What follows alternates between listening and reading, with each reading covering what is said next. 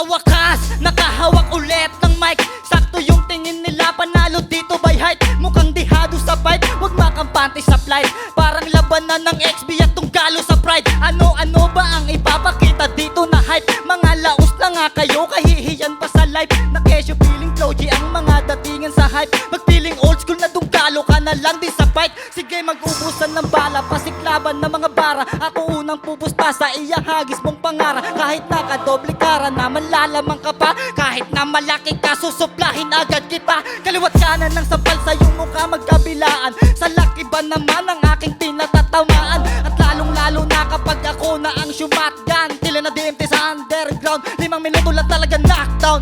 Bilisan mo na lang umuwi kasama ng para mo, ha? Para panikin na tumitili habang sinasakal ko. Pag ako na namerwisyo, sa 15 nakasentro, pulido natin sa sata ko. Ako ang sasargo.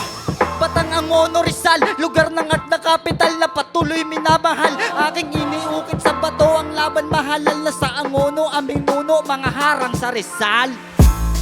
Bilisan mo na lang umuwi kasama ng bara mo, ha? Parang panigin na tumitili habang sinasakal ko. Pag ako na namerwisyo, sa 15 nakasentro, pulido natin sa sata ko. Ako ang sasargo.